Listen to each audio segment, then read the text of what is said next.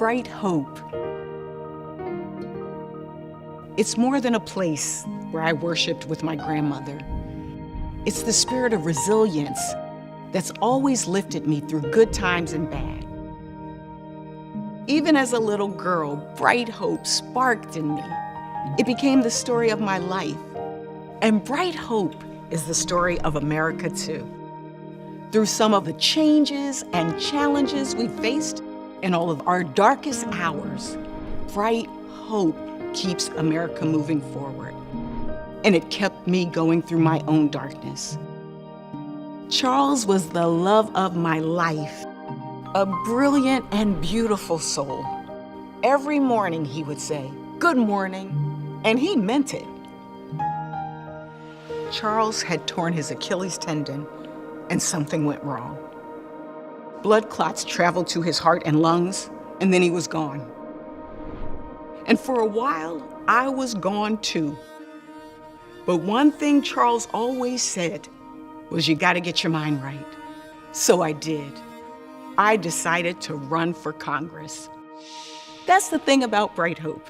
It can make you do crazy things. This is what coming together and moving forward feels like.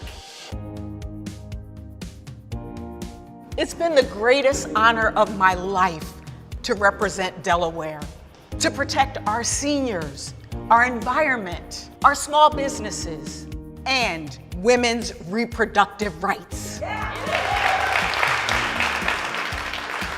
But we've got so much more to do. Many of you have seen this scarf.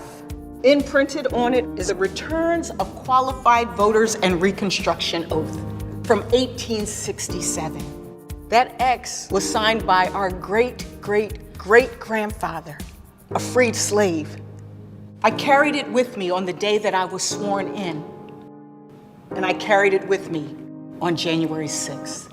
With the house under siege, I prayed for love over hate and hope over fear. Congresswoman Lisa Blunt Rochester kneeling in prayer. Her praying was one of the most powerful images from the siege. People ask me if January 6th was my worst day. It was, but it was also one of my proudest moments, because we walked back in that House chamber and we completed our work. The forces of fear did not win and democracy prevailed. And now I'm running to represent Delaware in the United States Senate. That little girl from Wilmington couldn't have imagined that we'd be standing here today with a bright hope for our future. A more perfect union is not a destination. It's a journey. Let's go on it together.